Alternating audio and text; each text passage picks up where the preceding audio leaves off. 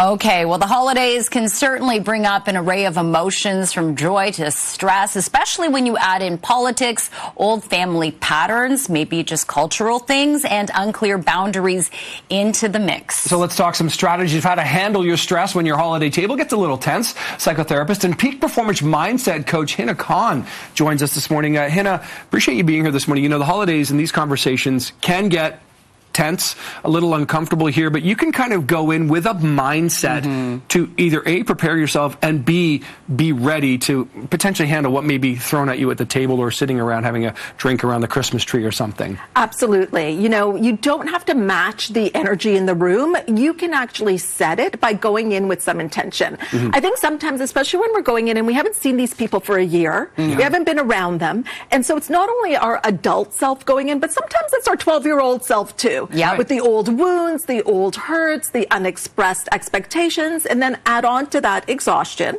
a packed schedule, and you want everything to be perfect. Well, you're going to have the holidays at times trigger you or push your buttons. So if you can go in with intention, it can make all the difference in how you show up, how you decide to show up. So let's talk about these specific intentions. Because you've separated into 4 easy categories, starting with grounding.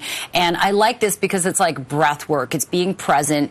It's just doing kind of a calibration of where your body and mind are. So you've got it. So even before you step in, before you ring the doorbell, just connect with your breath, and then that can have you showing up in a calm way. The other thing that you could do is have an anchor, like just a word that you say to yourself that puts you in a certain state. It can be ease or peace. I even love, I can choose peace instead of this. That's from A Course in Miracles, and that has helped me many, many times. My word's pina colada, because then I'm on a vacation. That's your word, and that's your order. I suppose that can mix things up a little bit. That once you get alcohol in the mix, it can be problematic. You start to fuel things a little beyond where you want to go. Absolutely. So you may also want to think about, what are your boundaries? Like, what are some conversations that are off limit to you, and have some things that are at the tip of your tongue. Like, I'm not going to talk about politics, but I'm so happy that we're together. You can also do like a one-line reset, which is something like, I hear you, and I've been meaning to ask you, what are you doing the next 2 weeks? So I hear you, they feel heard. I've been meaning to ask you, you're not pushing back, you're not avoiding what they're saying, you're just redirecting. And what are you up to? Now you're in the future. So that can shift things as well. Absolutely. So we love when we get examples and do interactive segments. So Hina, we're going to read some triggers, and you're going to be the guinea pig. You're going to be kind of the example of what someone might do. So pretend we're at a holiday dinner. Okay, and these aren't your personal triggers. No, these are not. But this is an example of what could be a trigger. It could be. So maybe I'm an auntie or a family friend. Oh, Hina, I see there's not a ring on your finger. When are you getting married? Oh, Auntie, you're so sweet. Someday I will. But I've been meaning to ask you, what are your plans for 2026? Any travel? Yeah, maybe. I'll have to find a good agent, but yeah, I want to go to Greece. Jen's really taking the risk right here. Jen's actually booking a trip as we speak now. Jen is my aunt. Exactly. You've completely redirected Jen into vacation mode. But the other big question that sometimes comes, especially if you're of a certain age, is like, oh, you know, when are you going to have kids? When are you going to get married? Settle down.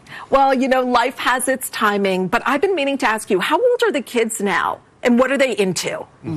Just a quick, it's like a simple redirect. So what we do is we sometimes get defensive and we feel like we've got to just stay with that question. No, acknowledge it and redirect. Acknowledge, redirect. And that's what you're going to be doing during the holidays. And then it'll make it a much more pleasant experience. And also, can I just say one more thing?